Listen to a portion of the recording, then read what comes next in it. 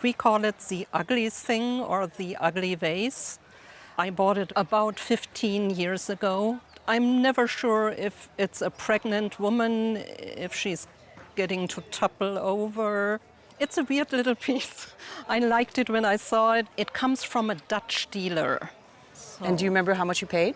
Yes, $580. What initially looked like a bizarre decorative object turned out to be the work of Jean Cocteau, one of the most creative figures of 20th century European art. Cocteau was known for far more than ceramics. He was a poet, painter, playwright, and filmmaker who moved effortlessly between different art forms. His friendships with artists like Pablo Picasso helped inspire him to experiment with new materials, including clay. During the late 1940s, Picasso began creating ceramics in the southern French town of Valoris, working with local pottery workshops. Watching Picasso's enthusiasm for the medium encouraged Cocteau to try it as well. Although Picasso ultimately produced more than 600 ceramic designs, Cocteau created around 300 different forms during the final years of his life. This sculpture dates to around 1960 and perfectly reflects Cocteau's playful, surreal style. The piece blends several elements at once: a female figure, bird-like shapes, and animal features, forming a composition that feels both humorous and mysterious. Even the detachable horns, which fit loosely into the top of the sculpture, were intentionally designed as part of the work's whimsical character. The sculpture was produced in a small edition at the Studio Madeleine Joly on Villefranche, with only 10 examples made. The example seen on the show is numbered 6 of 10, making it part of a very limited production. If we were to put this at auction, though it is an edition, easily we would put this in at $10,000 to $15,000. Sorry. That's fun for an ugly vase. Perfect. Wonderful. Thank you. Very good. My husband was flying out of the Pacific right at the start of the Korean War, and he flew into Tokyo, found it in an antique shop, and bought it on installment. Every time he went in, he carried 7 cartons of cigarettes to the man in the antique shop, and that went on until he was about to be transferred back to the States, and he paid off the balance in cash. I don't know how much it was. What year was that? That was 1950. What he had purchased turned out to be a ceramic horse dating back over 1,000 years to the Tang dynasty. During the Tang dynasty, horses held enormous importance in Chinese society. They symbolized wealth, military strength, and prestige. As a result, sculptures of horses were often placed inside the tombs of high-ranking individuals to accompany them in the afterlife. This example is particularly striking because of its large scale and its distinctive 3-color glaze, a technique known as sankai. The flowing amber, green, and cream glazes were achieved by applying mineral-based pigments before firing the ceramic in a kiln, producing the vivid colors that have made Tang sculptures so recognizable. Because Tang dynasty objects are widely copied, scientific testing is often required to confirm authenticity. In this case, the sculpture underwent thermoluminescence testing, a method used to determine when the ceramic was last fired. The results confirmed that the horse was genuinely ancient.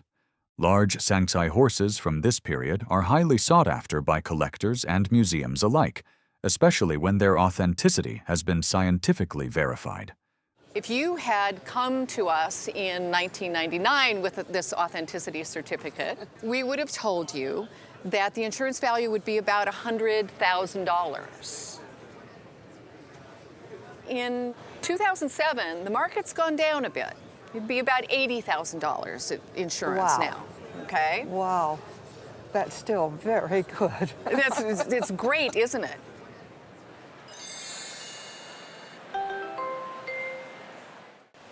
When I was 14, I traveled to Europe with my parents. We stopped to visit a friend of my father from after the war, south of Paris. And it turns out his friend was married to the daughter of Alexander Calder. And so we stayed in the compound where Alexander Calder lived.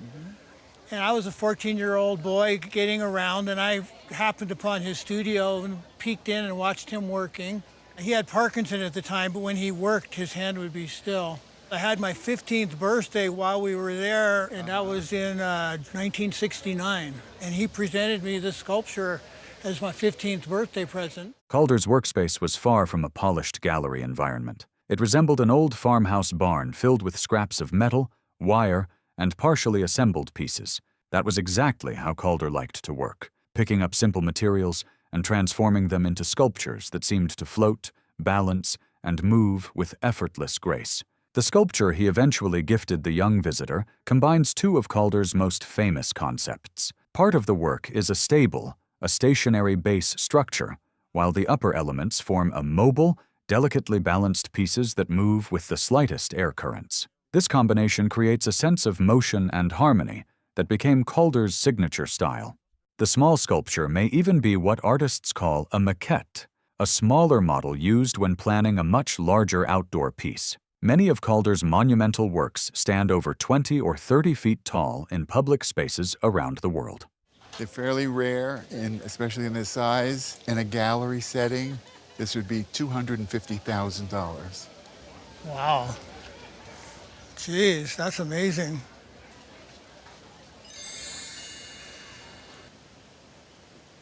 These heads were sculpted by my mother to be used for the series Rawhide, and they used them for the titles. They commissioned her to make them, and then they rented them from her, and there's a rental agreement for $150. We've got Clint Eastwood, Eric Fleming, and Paul Breniger. The artist behind the pieces was the guest's own mother, a trained sculptor who studied at the Camberwell School of Arts and Crafts before moving to the United States.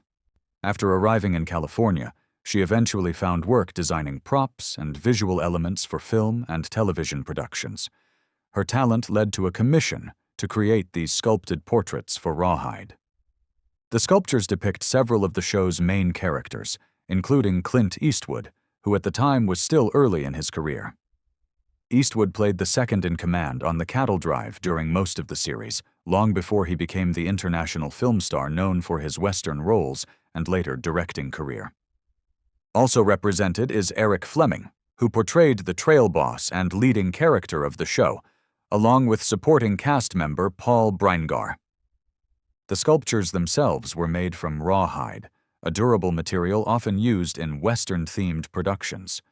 Their connection to the show's opening titles makes them especially interesting as television memorabilia.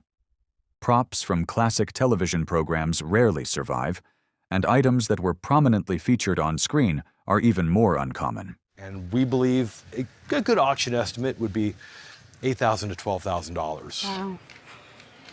Wow, thank you. Awesome, thank you. This is Felipe. It's a horse that we've had in the family for quite a long time. My mother-in-law knew the artist that sculpted this, and I'm not sure whether she had her do it specifically for her or who picked out the design, but she did it probably back in 1970 or 60s. How did you get the name Felipe? My daughter was helping to move it into the house. She just named him that. And everybody has called him Felipe ever since. The piece was created by Betty Davenport Ford, an artist known for her expressive ceramic animal sculptures. Ford studied under Majolica Grotel, one of the most influential figures in 20th century American ceramics. Grotel helped transform studio pottery into a serious art form, and many of her students, including Ford, went on to build respected careers of their own. This sculpture dates to around the late 1960s or early 1970s and is made from terracotta clay. The surface is covered in a rich glaze that gives the horse a smooth, unified appearance while highlighting the sculpted details. Ford specialized in animal subjects, but examples of this size are relatively uncommon. One of the most striking features is the pose. The horse's body stands strong and grounded, while the head twists backward in a graceful motion. Subtle ribbed textures along the neck and body add depth and movement, giving the sculpture a lively, almost animated presence. Ford's work gained recognition not only in the world of ceramics, but also in architectural and public art circles. During her career, she received several awards and was even named Woman of the Year by the Los Angeles Times during the 1950s. I think a retail replacement value would probably be in the $15,000 to $20,000 range. Oh my goodness. Wow, I like Felipe even more. The sculptress is Hyatt Huntington, and she's a Connecticut sculptress. She was a friend of a relative of mine and gave my Aunt Ruth this wonderful dog. Created by Hyatt Huntington, one of the most respected American sculptors of the early 20th century. Huntington built her reputation through extraordinarily detailed sculptures of animals, especially horses and dogs. Her ability to study anatomy and movement allowed her to create lifelike figures that felt almost alive. In fact, many of her works were so realistic that museums and zoos frequently commissioned her to produce sculptures of specific animals. This particular bronze depicts Echo, one of Huntington's own dogs. Rather than presenting a generic animal, the sculpture captures the individual character of the dog, something collectors greatly appreciate in animal sculpture. The dog's posture, alert expression, and carefully modeled fur all reveal the artist's deep understanding of animal form. Huntington's career placed her among the most prominent sculptors of her time. She studied under Gutzon Borglum, gaining early artistic training before developing her own distinctive style.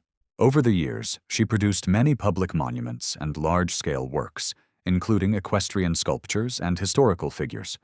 Among her best-known works is her statue of Joan of Arc, which stands in New York City. She was also married to archer Milton Huntington, whose support helped expand her ability to create major public sculptures across the United States. The bronze brought to the show is notable not only for its quality, but also for its scale. Larger castings like this are especially desirable because they allow the sculptural detail to stand out even more dramatically. The rich bronze patina and strong casting quality further enhance its appeal. I would put a retail value in the $20,000 to $30,000 range. Wonderful to know. My grandfather was a donor to Bacone College, which was a Native American college in Muskogee, Oklahoma. And one day he put me in the car and we went to Bacone College and we came home with this. And his friend Dick West carved it. And I don't know like if he commissioned it or if he just saw it, liked it, and bought it. The piece was created in 1958 by Dick West, Walter Richard West Sr., a prominent Native American artist and educator who served as head of the art department at Bacone College.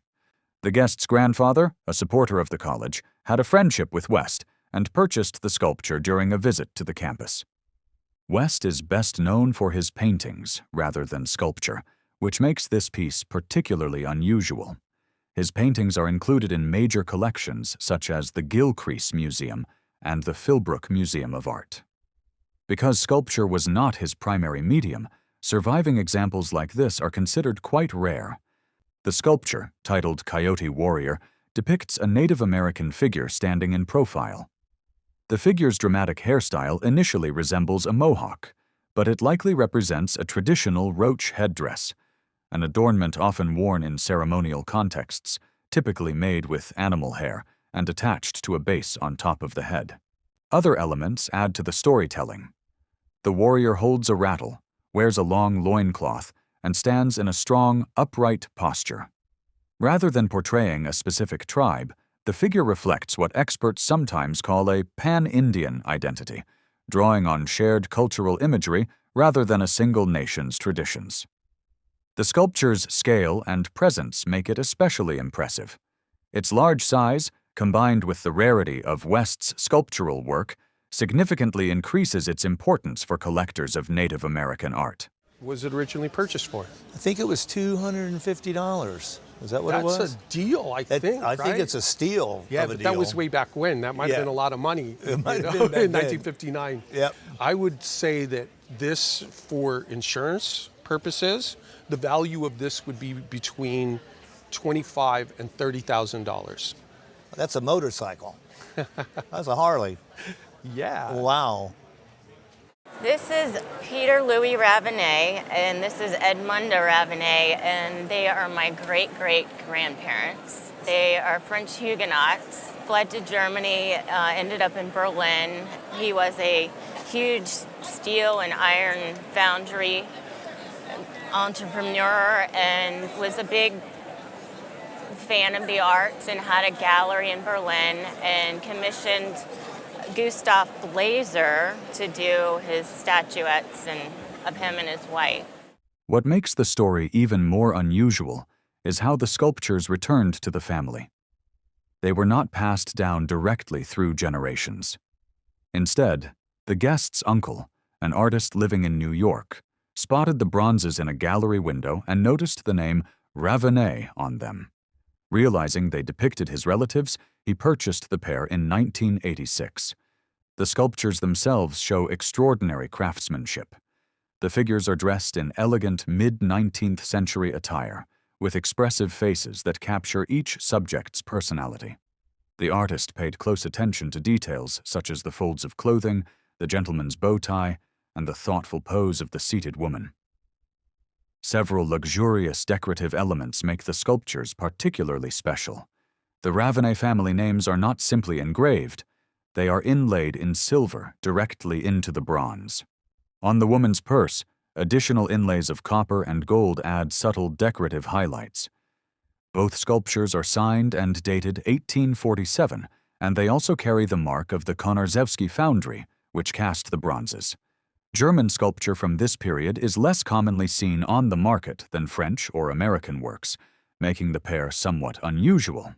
I would put an insurance value of these for around $25,000. Okay. Yeah. For the pair? For the pair, right. Yeah. Anybody in your family look like these two guys? You know, my father kind of has his nose. So. This is a sculpture that my dad, somewhere in about early 70s, mid-70s, he sculpted out of laminated maple. He would take and laminate several pieces of wood that he actually got from his work. He used to work in the cabinet shop. And so he would take laminated pieces, glue them together, put them under a bumper jack and let them sit there overnight. And then he would begin to carve his wood and he would create different things. And this is probably sculpture number 3 or 4. This sculpture, created around the early 1970s, shows a dynamic female figure rising upward in sweeping motion. The curves and flowing lines give the piece a strong sense of movement, almost as if the figure is emerging from the wood itself. That sense of motion was something Casebier had been fascinated with since his youth, when he enjoyed sketching subjects like flames or flowing taffy, anything that captured movement. Although he had significant artistic ability, Casebier never fully entered the professional art world. Like many self-taught artists across America, he lacked the connections or opportunities needed to widely exhibit his work. Even so, his talent did receive some recognition. One of his sculptures, depicting the artist's own father, was featured in a book about American folk art in the 1970s and later entered the permanent collection of the Arkansas Museum of Fine Arts. Because his work rarely appears on the market, determining a precise value can be challenging. Without a record of past auction sales, experts must estimate based on artistic quality and decorative appeal. Putting a value on this is difficult because no pieces have ever sold. So we would have to look at this and put an arbitrary decorative value number on it of about $2,000. All right, that sounds good. Well, I'm sure he'd appreciate it. He would usually carve at night. We'd wake up the next morning and have a bunch of shavings all over the floor. That's wonderful. I found them at a thrift store, and I was actually looking for a present for my wife. And I came across these, and I said, whoa, these will make a nice present for her. What looked like simple decorative pieces turned out to be works by Bessie Potter Vonnoh, one of the most respected American sculptors of the early 20th century. Vonnoh was known for creating intimate scenes from everyday life, especially moments between mothers and children. While many sculptors of her era focused on grand monuments of political leaders or historical figures, Vonnoh's work celebrated quiet domestic life. Her sculptures often captured gentle interactions, subtle expressions, and natural movement, giving them a warmth that appealed strongly to collectors. These two bronzes date to around 1910, during the height of her career. One sculpture shows a tender moment between a mother and child, while the other portrays a crawling baby. The level of detail is remarkable, from the folds of clothing to the expressive gestures that bring the figures to life. Vonnoh worked primarily in New York City, though she also spent time in Connecticut with her husband, Robert Vonnoh. Despite his successful painting career, Bessie Potter Vonnoh eventually became even more widely recognized than her husband within the art world. Because her sculptures became so popular, many later copies were produced using molds taken from original works. These unauthorized copies, known as surmoulages, often flood the market and significantly reduce value. Fortunately, the examples discovered at the thrift store were confirmed to be original lifetime castings. That made the discovery even more remarkable considering the purchase price, $20 each. This one, the mother and child, recently sold at auction for $4,500. Wow, that's great. So an auction estimate on this would be between $4,000 and $6,000. Okay. This is a lovely little piece also. At auction, we'd probably put an estimate of between $5,000 and $7,000. Wow.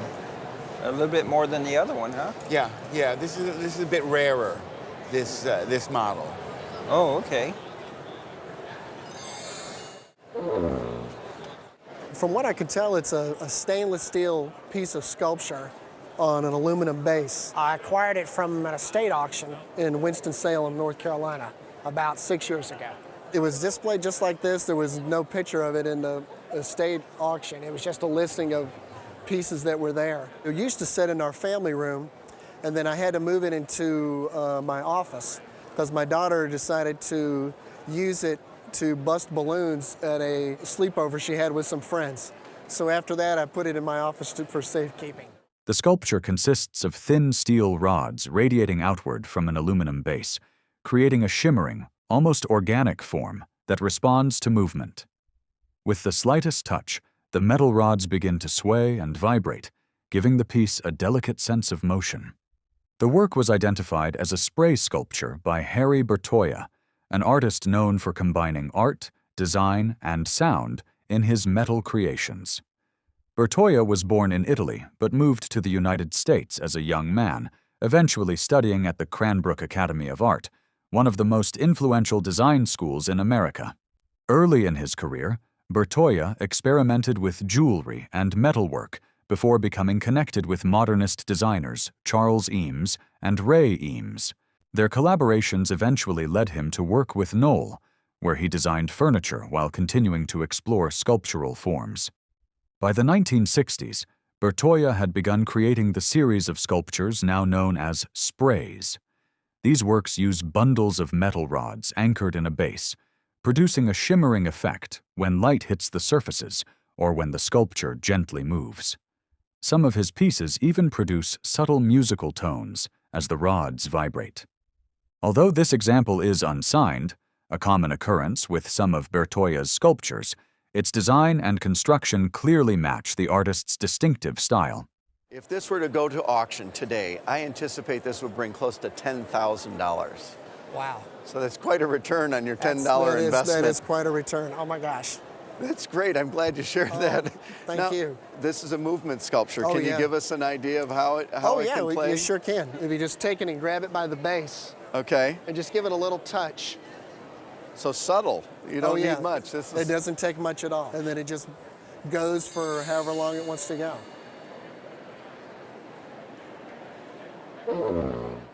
Well, it came from South Jersey, and believe it or not, it was in the home that was purchased in the eave of the garage. For several years, we never even realized. The sculpture likely dates to around 1890 to 1900, when an unknown self-taught artist began transforming natural roots into an elaborate carved composition. Rather than reshaping the wood completely, the artist allowed the natural forms of the roots to guide the design, turning knots and branches into imaginative figures. As you look closer, the sculpture reveals an entire world hidden inside the tangled wood. Carved animals appear throughout the composition. Snakes winding through the roots, birds perched among the branches, cats emerging from the curves, and even a horse's head tucked into the design. Each discovery adds another layer of storytelling to the piece. Folk art collectors often look for exactly this kind of creativity. The best pieces draw the viewer in and reward close inspection with unexpected details. In this sculpture, the natural texture of the roots combined with the dark, aged surface creates a slightly eerie atmosphere, almost like something from a folktale forest. That sense of mystery is part of its appeal. While some people might see it as unusual or even strange, collectors recognize the remarkable imagination and craftsmanship required to transform raw roots into such a complex work. Because the artist remains unknown, the piece is valued primarily for its artistic impact and rarity rather than a specific name. Even so, sculptures like this are highly prized in the folk art market. I would say a good auction estimate would be $30,000 to $50,000. That's incredible. That's really welcome news. That's unbelievable. Wow. I acquired this sculpture at a yard sale in 2001. What ultimately made you buy it? Well, I'm a sculptor, and I recognized that it was interesting conceptually and that it was very well made. The piece turned out to be an early sculpture by Weiwei, now considered one of the most influential artists working in the world today. Born in China, Weiwei grew up in a family deeply connected to literature and culture. His father, Qing, was a celebrated writer who faced political persecution during China's revolutionary period. In the 1980s, Weiwei moved to New York City, where he immersed himself in the contemporary art scene. There he encountered Western avant-garde ideas and became familiar with artists like Andy Warhol. Those influences helped shape his early experimental works. This sculpture, titled One Man's Shoe, was created in 1988 and was included in Weiwei's very first exhibition in New York. The work consists of leather shoes stitched together into a sculptural form, transforming everyday objects into conceptual art. The approach echoes the earlier ideas of Marcel Duchamp, who famously turned ordinary items into artworks known as ready-mades. The shoes themselves also carry symbolic meaning. In China during the mid-20th century, quality leather shoes were rare and highly valued. They were repaired repeatedly and kept for years, becoming objects tied to personal history. By sewing them together into sculpture, Weiwei connects memories of his upbringing with broader ideas about identity, labor, and culture. Only about 5 examples of this sculpture were created, making it extremely rare. When originally sold in 1988, one example cost around $1,800, already a significant price for a young artist at the time. In a gallery setting, this piece would probably sell for about $100,000. Very good. Yeah. It was in the possession of my parents, and when my father died and then when my mother died, we were splitting up the contents of the house amongst us, and I showed interest in the head, and then one of my siblings came up and said, "Oh, here's this letter that goes with the head." And I didn't even read the letter until I submitted it to the roadshow. I just knew, oh, I better keep this with the head because it's probably important. Accompanied by an old letter that claimed it represented the famous Egyptian ruler Akhenaten. But the story turned out to be quite different. After examining the sculpture closely, the expert determined that it did not date to Akhenaten's era. Instead, it comes from the Ptolemaic dynasty, a period when Egypt was ruled by a Greek royal family following the conquests of Alexander the Great. The sculpture is carved from indurated limestone, a dense and durable material favored by Egyptian artists because it allowed for extremely fine detail without crumbling. Looking closely at the features reveals the stylistic traits typical of Ptolemaic sculpture: almond-shaped eyes, carefully defined facial outlines, a triangular nose, and a softly rounded chin. Interestingly, the head does not appear to represent a king or ruler. Royal portraits usually include a small cobra symbol, known as a uraeus on the forehead, which is absent here. Instead, Experts believe this piece may have been what sculptors called a trial piece, essentially a demonstration work created to show a patron the artist's skill. Ancient sculptors would carve these heads to display their ability to capture lifelike features and delicate details. Potential clients could then judge the craftsmanship before commissioning a larger statue or monument. Despite being around 2,000 years old, the sculpture has survived in remarkably good condition. While some ancient pieces show heavy wear, this example still preserves the fine carving that would have impressed potential patrons in antiquity. But I think a conservative retail price for this would be in the region of about $20,000 to $22,000. Okay. I think it's really good. Excellent. Well, thank you so much. Oh, It's been no, pleasure's joy. mine. Yeah. It's been a joy to hear about it. I bought it in New York City about 20 years ago, over 20 years ago probably. And it was in a gallery, shop, what kind of No, it was a dealer who sold it to me. She was actually selling Haitian art, and she had a couple of bronze statues, and I just took to it immediately. I thought it was so beautiful and so statuesque, and I relate to bronze ladies, so I thought I just related to her totally. The sculpture was created by Angel Botello, a highly influential Caribbean artist known for his expressive modernist style. Botello was born in Spain in 1913 and later studied architecture and painting in Paris at the École des Beaux-Arts. Like many artists of his generation, he traveled widely before settling into the place that would shape his artistic identity. During his career, Botello spent several years in Haiti before eventually moving to Puerto Rico in 1953. There he became one of the island's most celebrated artists, producing paintings, sculptures, and drawings that blended modernist design with warm Caribbean influences. This sculpture, created around the early 1980s, depicts a seated child rendered in Botello's distinctive stylized form. The figure features a flattened facial structure, an elongated neck, and simplified proportions that emphasize elegance rather than strict realism. The surface of the dress is textured with a subtle pebbled pattern, adding visual depth to the bronze. Botello's sculptures often portray quiet, contemplative figures, frequently children or women, captured in calm, balanced poses. Their simplified shapes and gentle expressions make them instantly recognizable among collectors of Caribbean modern art. This is a great, great piece.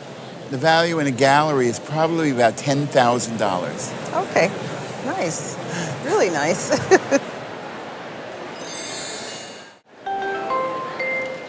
I love going to thrift shops and consignment shops and treasure hunting. And my husband and I walked into a consignment shop and I saw a parrot and I had to have him. He was just amazing. Here in Philadelphia? Right outside of Philadelphia. How much did you pay for this one? $50. How long ago did you buy him? About 2 or 3 years. The sculpture was modeled in Italy in the early 20th century and is made from Majolica, a traditional form of tin-glazed earthenware. Unlike porcelain, which is fired at extremely high temperatures, Majolica is made from clay covered with a white tin-based glaze that creates a smooth, bright surface ideal for decorative objects. This technique has a long history across Europe and the Mediterranean. Tin glaze turns white when fired, allowing potters to produce ceramics that resemble the clean appearance of porcelain. In this case, small areas where the glaze has chipped reveal the reddish clay body beneath, confirming that the sculpture is earthenware rather than porcelain. Large ceramic animals like this have an artistic tradition that stretches back centuries. Workshops such as Meissen Porcelain Manufactory became famous for creating elaborate animal sculptures and decorative figures. By the early 20th century, Italian workshops were also producing striking ceramic animals intended for interior decoration. What makes this particular parrot appealing is its scale and presence. The sculptor carefully modeled the bird's feathers, curved beak, and alert posture, giving the figure a lively personality. Even without knowing the exact workshop or artist who created it, pieces like this remain desirable simply for their decorative impact. I think if this was in an antique shop, you could certainly put a price on this of $2,000, and I don't think that would be unreasonable. No, that's great. We all loved him. When you brought him to the table, Wow, I mean, he's quite an eyeful. This is special to me because when I grew up, I saw this bird in front of a shop in Texas, and they would always decorate him. You'd have ribbons or wreaths or hats and you name it, all throughout the year. How long have you had it? It was a gift. I worked for a design firm, and my boss knew that I liked this bird, so he arranged somehow to get it, and he bought it for me. And at our birthday, he gave me this ribbon, and I followed it. And it went through woods and everything, and finally ended up in a greenhouse, and there was my bird. I've had it since I was 28. I'm now 68. It's a long time to be. It's an old bird. Well, we're both old birds. The sculpture was created by Birger Kaipiainen, one of the most celebrated designers associated with the Finnish ceramics company Arabia. Based in Helsinki, Arabia became internationally known for its modern ceramic design during the 20th century, and Kaipiainen was among its most inventive artists. Kaipiainen was given unusual creative freedom at the company, allowing him to explore imaginative designs that combined sculpture, ceramics, and decorative elements. One of his most recognizable styles involved covering forms with hundreds of individually crafted ceramic beads. This bird sculpture is a perfect example of that approach. Each bead was glazed and wired onto a metal framework, creating a dazzling surface that reflects light from every angle. The result is both sculpture and decorative object, playful, intricate, and unmistakably modern. Early in his career, Kaipiainen handcrafted each bead himself. As demand for his work increased, the process became so time-consuming that bead production was eventually moved to a factory. Even then, he continued to glaze and assemble the pieces by hand, maintaining the artistic quality that made his work so distinctive. Large sculptural pieces like this are particularly rare compared to his more common plates and vases. Because of the complexity of construction and the number of components involved, each one required significant time and skill to complete. If we were going to put a value on for auction, we would probably put an estimate of maybe 10 to 15,000.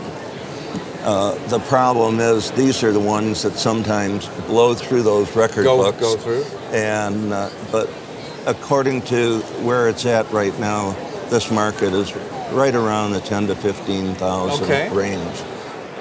He's become kind of a friend. It sounds funny, but I'm really attached to the bird. My mother gave them to my husband, who admired them for many years. But my mother grew up on a beautiful farm in Greenville, Maine, beautiful mountain lake region. And in the summer, they boarded travelers. And one of the boarders that came very often was a Baltimore socialite. Her name was Eleanor Duval.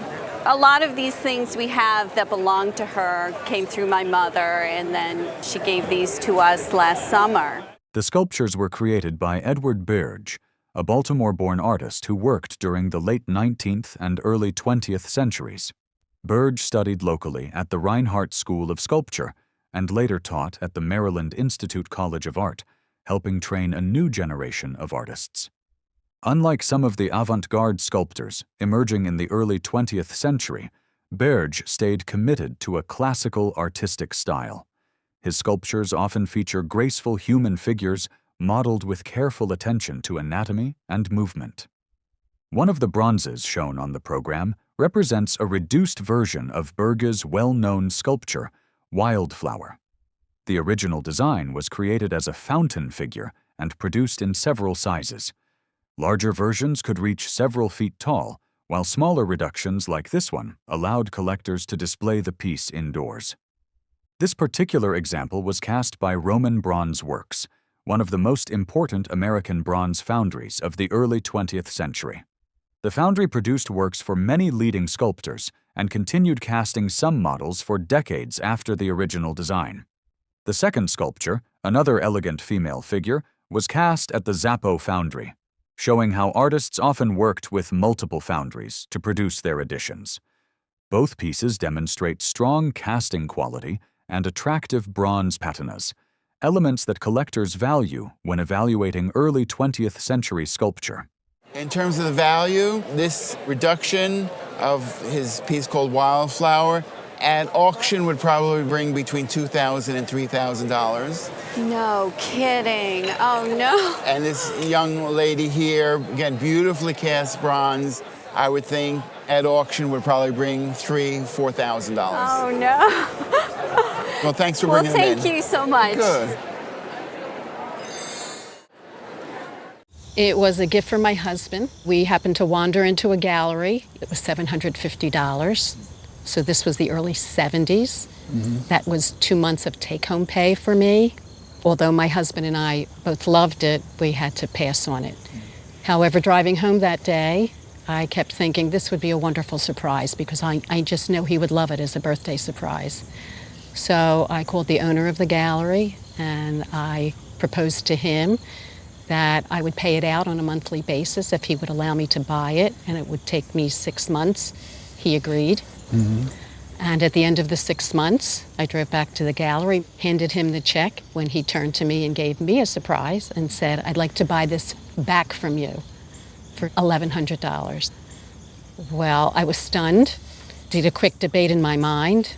I decided I would keep it and surprise my husband on his birthday with a good story to go along with it.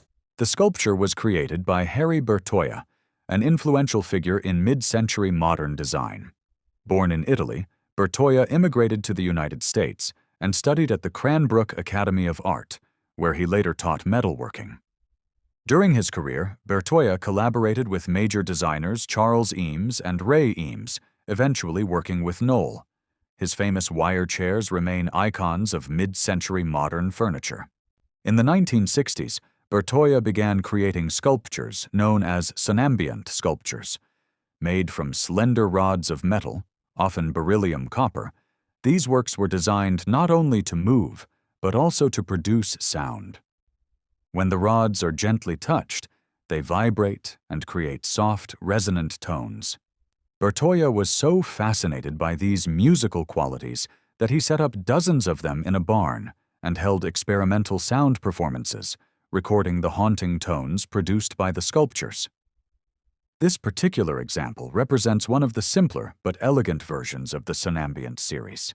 Its minimal structure highlights the graceful movement and sound of the rods, while demonstrating Bertoia's masterful craftsmanship. His work is very, very desirable now, and of course it all depends on the size and and all of that. But this work in a gallery would be between $20,000 and $30,000. Mr. Langman, $1,100. It was a profit at the time, but I'm glad I kept it. I also feel lucky, and thank you, thank you, thank you. The sitter's my mother. This is 1924. She was 7 years old. It's in France, and she was going to school there. At the time, she was there with her family. Her father came over to do the reconstruction after World War I. He was a lumberman, and the family was over there living in France. The sculpture was created in 1924 by Paul Troubetzkoy, an internationally recognized portrait sculptor known for capturing expressive, lifelike figures. Troubetzkoy himself had a fascinating background. Born in Italy to a Russian princely family, he grew up surrounded by art and culture. His mother was an American opera singer, and his international upbringing eventually led him to work across Europe and the United States. Throughout his career, he produced sculptures of politicians, writers, socialites, and animals, but he became especially well known for elegant portrait commissions. This bronze perfectly reflects his style. Rather than creating a rigid academic likeness, Troubetzkoy sculpted with loose, expressive surfaces that capture personality and movement. The sculpture is signed and dated by the artist, and it also bears the mark of a Paris foundry that cast the bronze. Portrait sculptures like this were common among wealthy or well-connected families during the early 20th century. Artists like Troubetzkoy often traveled within elite social circles, creating likenesses of their patrons and their children. Even though this sculpture depicts a private individual rather than a famous public figure, the quality of the work and the reputation of the artist still make it highly collectible.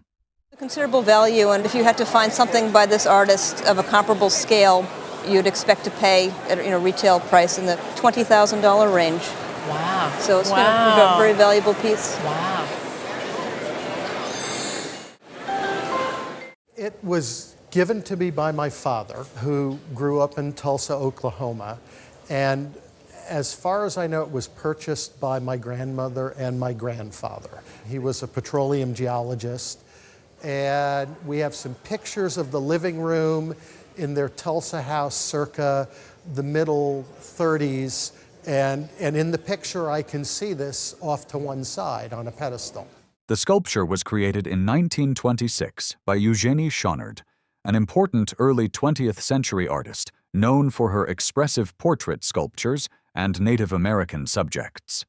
Shonnard had an impressive artistic background.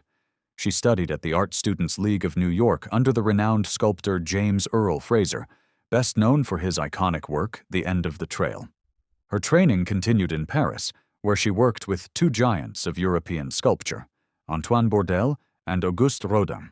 During the early 20th century, Shonnard built an impressive exhibition record. She showed her work at the prestigious Paris Salon, later exhibited at the Museum of Modern Art, and even participated in the 1939 New York World's Fair. Around the mid-1920s, she moved to Santa Fe, New Mexico, where she became deeply influenced by the culture of the Southwest. The figure depicted in this sculpture appears to represent a woman from the Santo Domingo Pueblo, holding a vessel that reflects traditional pottery forms. Unlike many of Shonnard's works, which were cast in bronze, this example is hand-carved from walnut, making it a rarer form of her work. The sculpture is signed and dated by the artist and features dramatic drapery that flows around the figure, giving the piece strong depth and presence. Despite the artist's impressive resume and museum representation, sculpture generally commands lower prices than paintings by equally accomplished artists. I think the value of this would probably be in retail value, probably in the $5,000 to $8,000 range. Nice, very good. My great-grandfather was a friend with Mahonri Young, who was the sculptor, got this from Mahonri and later did a still life painting of it. The artist behind the work is Mahonri Young, one of the most respected American sculptors of the late 19th and early 20th centuries. Young had a remarkable background. He was the grandson of Brigham Young, the religious leader who famously guided members of the Church of Jesus Christ of Latter-day Saints to Utah in the mid-1800s. Although Young began his artistic training in Utah, he later traveled east and studied in New York before heading to Paris in 1899. There, he attended two of the most influential art schools of the era, the Académie Julian and the Académie Colarossi. These academies attracted many American artists seeking advanced training in European artistic traditions. Young became known for creating powerful sculptures that often captured everyday human moments. Rather than focusing only on heroic monuments, many of his works explored more intimate scenes. Quiet, personal subjects that reveal character and emotion. The sculpture shown on the program reflects that approach. It presents a small, expressive scene that feels almost like a snapshot from daily life, something typical of Young's early work. Pieces by Mahonri Young are not extremely common on the market, which adds to their desirability among collectors of American sculpture.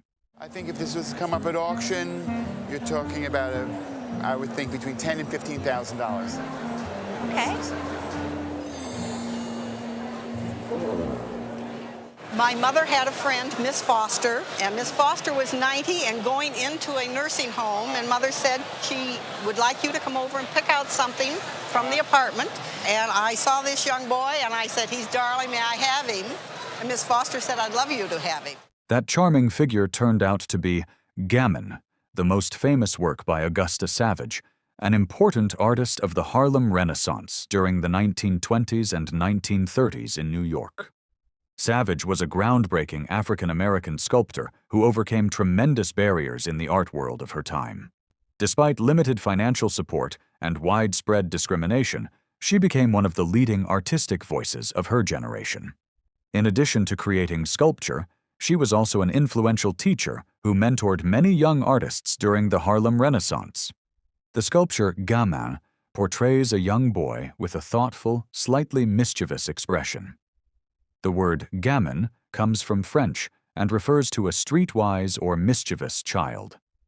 The piece is known for its remarkable ability to capture personality and emotion in a simple portrait. Although it appears to be bronze, the sculpture is actually painted plaster. Casting bronze sculptures was extremely expensive, and Savage often could not afford the process. Instead, she produced plaster versions finished with a bronze-colored surface. Because plaster is fragile, relatively few examples have survived intact. Many were damaged or lost over time, which makes surviving pieces especially desirable among collectors and museums. Well, I think you might be surprised. This is worth between $15,000 and $20,000. With a crack? With the crack, yes. Isn't that great? That's wonderful. I cannot believe that. It could even bring more. Created in the 19th century by Egisto del Panta. The inscription also includes the word Firenze, the Italian name for Florence, where the sculpture was made in 1883. During the late 19th century, Florence and Rome were major centers for marble sculpture. Artists there often worked within busy studios where highly skilled craftsmen helped execute the sculptures. The piece itself is carved from Carrara marble, one of the finest and most famous types of marble used in sculpture. Quarried in Italy for centuries, Carrara marble was prized by artists for its purity and ability to capture extremely fine detail. The sculpture depicts a young girl enjoying breakfast alongside her favorite doll, which is dressed in the same outfit she is wearing. The title colazione, meaning breakfast in Italian, reflects this charming domestic moment. What makes the sculpture particularly impressive is its extraordinary craftsmanship.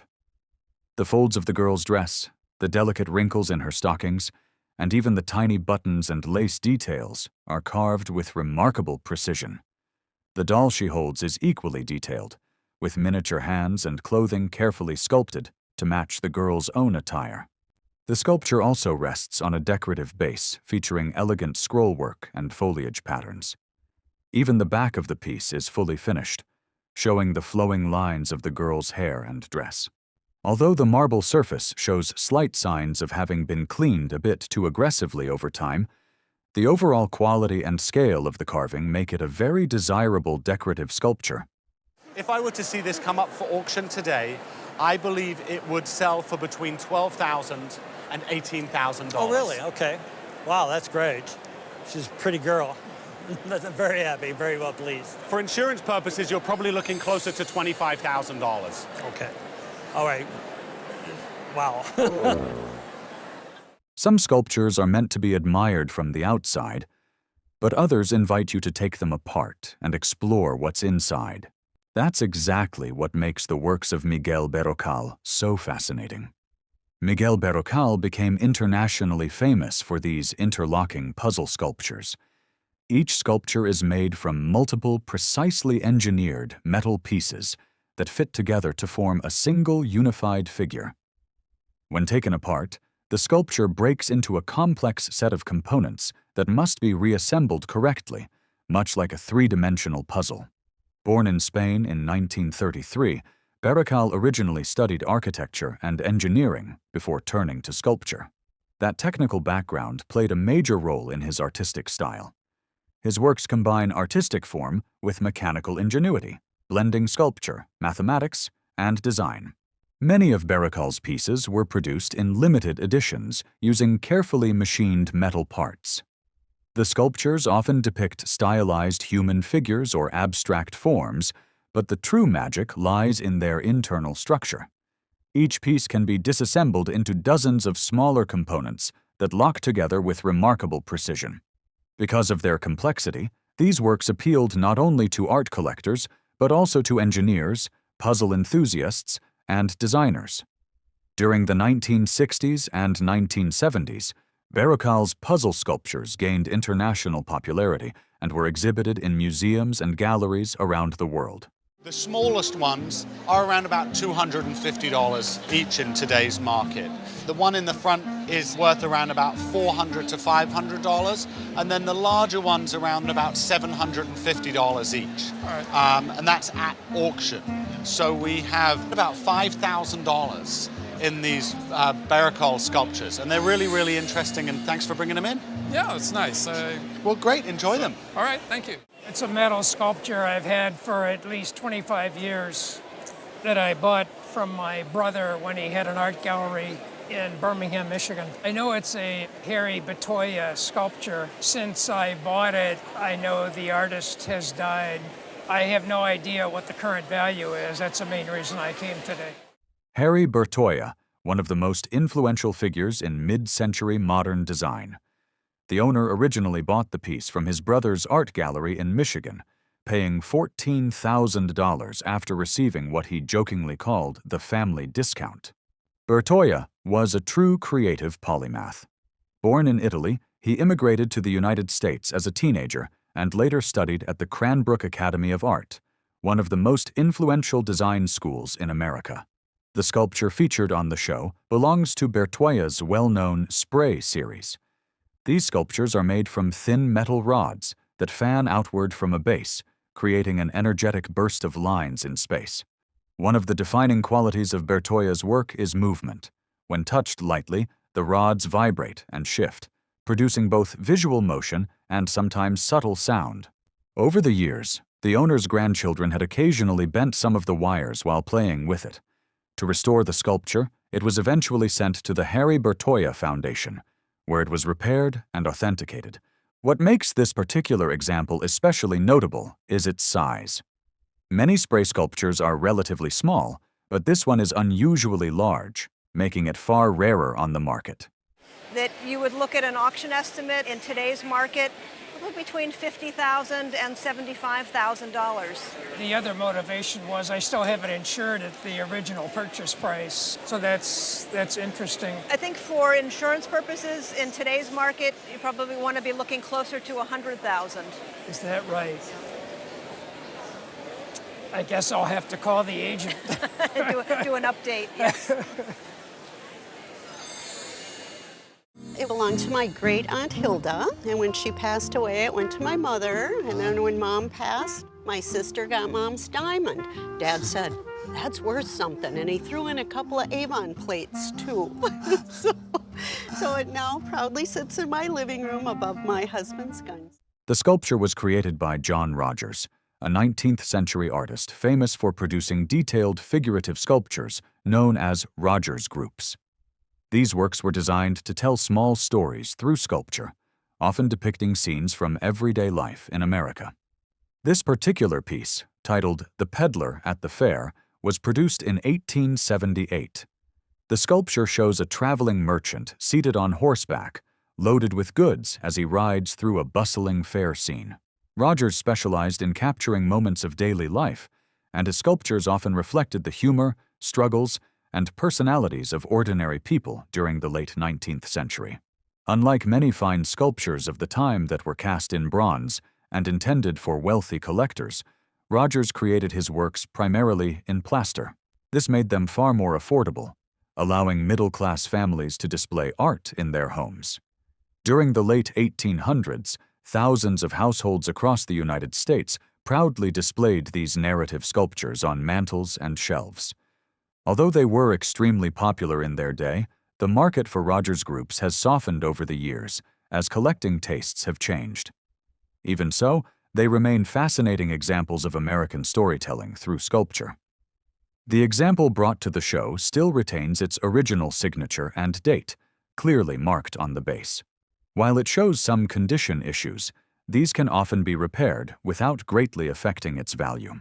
A retail value on this would probably be about $500. Even in this condition? Even in this condition, because it can be fairly easily repaired, and those repairs don't really affect the value of the piece.